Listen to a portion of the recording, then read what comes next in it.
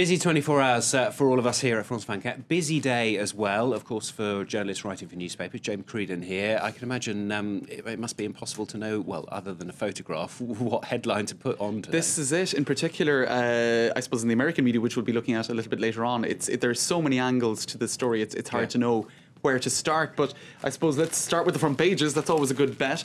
Le Monde, which came out yesterday evening, justice has been done. They took the words out of Barack's mouth and put them on their front page. The second death of the founder of Al-Qaeda. Now that's their editorial headline, not a conspiracy theory on the front page of Le Monde this morning. The first death of Al-Qaeda that they're referring to is I suppose the death of the ideology, in particular with the Arab uprisings across the Arab world in the last number of months, which they say in Le Monde demonstrates a change really in attitudes, and certainly the ideas of Al-Qaeda seem to not have any currency in the vast majority of the Arab and Muslim world. So that's on the front page of Le Monde this morning. This next one, it's a little bit different actually. I quite like it. Somebody in the office was saying they're not so keen, but I think it's quite a good, it's quite a sort of capturing front page. Yes, indeed. I mean, I could just contrast it briefly with some of the others. You've got Libération. They've got, I suppose, those very much in focus pictures of him. The same for François. And Libération went for this sort of faded front page photo of bin Laden. After bin Laden is their front page headline. They say the editorial goes back over the consequences of the war on terror, a policy introduced by George W. Bush. It had consequences for civil liberties in the US.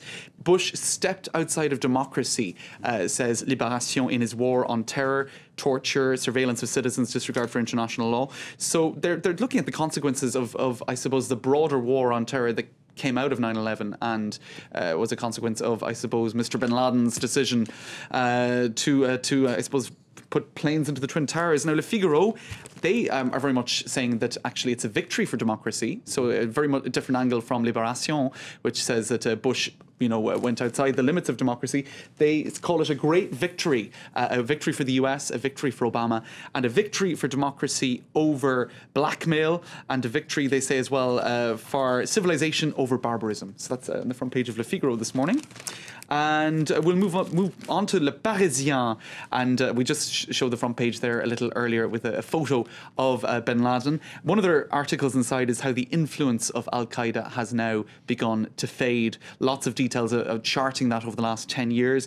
In particular, they say that they're finding it very difficult to recruit in Iraq and Afghanistan. Looking then, I suppose, towards who might take over at the helm, Libération has a piece about al-Zawahiri passing on the baton is the headline there. He's the number 2, or the supposed number 2 of Al-Qaeda, an Egyptian ideologist behind much of the terrorist organization's, I suppose, ideology. They say that he's uncharismatic, obsessed by jihadist theory.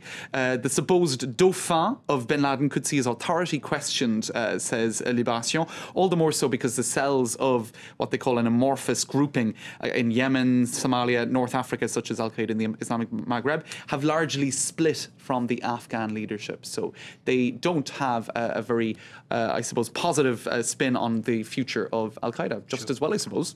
And Figaro, this is quite interesting. It's sort of a little bit about the actual golden hideout. Yes, indeed. These are the sort of angles that are getting a lot of coverage at the moment. I suppose the golden hideout, they call it, the Cache Doré in Abbottabad, demonstrates Pakistan's two faces. They call it a double jeu, or a double play. So Le Figaro has a lot, really, of questions that they're asking. They're saying, basically, we cannot imagine for one moment, this is in their editorial, that bin Laden could have found this shelter without the help of Pakistan's military. So they're actually quite categorically saying that they believe that the military might have helped him out, and indeed civilians. They also have a quote from India's interior minister, who said, "This reinforces our certainty that terrorism finds its sanctuary in Pakistan." And indeed, there have been comparisons between Abbottabad and Langley, Virginia, where the CIA has its headquarters. They're saying Abbottabad really is a big centre for the Pakistani military and intelligence, and it's as if bin Laden had been hiding out in Langley. Le Monde also has some coverage of that. Impossible without the help of Pakistan is one of their articles. And I suppose we'll just finish with a look at an article in the Catholic paper Le Croix. Barack Obama comes out of this strengthened, and indeed, what a coup for the American president on Sunday night. Perfect timing for him. Elections coming up. Yes, all right. Indeed. James, thank you very much. Good to have you looking through the papers for us.